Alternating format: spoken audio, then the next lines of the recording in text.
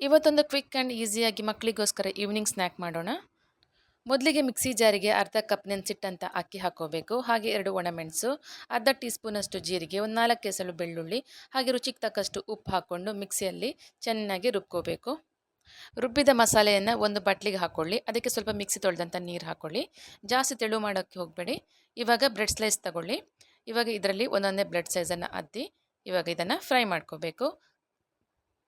ಇವಾಗ ನೋಡಿ ಎಲ್ಲ ಬ್ರೆಡ್ ಸ್ಲೈಸನ್ನು ಕಾವಲಿ ಮೇಲೆ ಹಾಕಿ ಚೆನ್ನಾಗಿ ಫ್ರೈ ಮಾಡ್ಕೋಬೇಕು. ಎರಡೂ ಬದಿನೂ ಕೆಂಪಾಗಿ ಕಾಯಿಸಬೇಕು.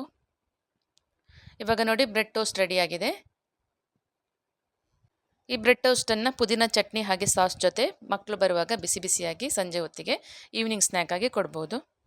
ಹೆಚ್ಚಿನ ರೆಸಿಪಿಗಾಗಿ ನನ್ನ ಚಾನಲನ್ನು ಸಬ್ಸ್ಕ್ರೈಬ್ ಮಾಡಿ. Thank you for watching. ಇವತ್ತೊಂದು ಕ್ವಿಕ್ ಆ್ಯಂಡ್ ಈಸಿಯಾಗಿ ಮಕ್ಕಳಿಗೋಸ್ಕರ ಈವ್ನಿಂಗ್ ಸ್ನ್ಯಾಕ್ ಮಾಡೋಣ.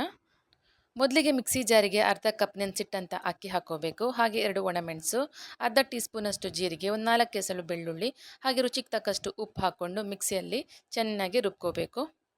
ರುಬ್ಬಿದ ಮಸಾಲೆಯನ್ನು ಒಂದು ಬಟ್ಲಿಗೆ ಹಾಕ್ಕೊಳ್ಳಿ. ಅದಕ್ಕೆ ಸ್ವಲ್ಪ ಮಿಕ್ಸಿ ತೊಳೆದಂಥ ನೀರು ಹಾಕ್ಕೊಳ್ಳಿ. ಜಾಸ್ತಿ ತೆಳು ಮಾಡೋಕ್ಕೆ ಹೋಗಬೇಡಿ. ಇವಾಗ ಬ್ರೆಡ್ ಸ್ಲೈಸ್ ತಗೊಳ್ಳಿ. ಇವಾಗ ಇದರಲ್ಲಿ ಒಂದೊಂದೇ ಬ್ರೆಡ್ ಸೈಜನ್ನು ಅದ್ದಿ ಇವಾಗ ಇದನ್ನು ಫ್ರೈ ಮಾಡ್ಕೋಬೇಕು. ಇವಾಗ ನೋಡಿ ಎಲ್ಲ ಬ್ರೆಡ್ ಸ್ಲೈಸನ್ನು ಕಾವಲಿ ಮೇಲೆ ಹಾಕಿ ಚೆನ್ನಾಗಿ ಫ್ರೈ ಮಾಡ್ಕೋಬೇಕು. ಎರಡೂ ಬದಿನೂ ಕೆಂಪಾಗಿ ಕಾಯಿಸಬೇಕು. ಇವಾಗ ನೋಡಿ ಬ್ರೆಡ್ ಟೋಸ್ಟ್ ರೆಡಿಯಾಗಿದೆ.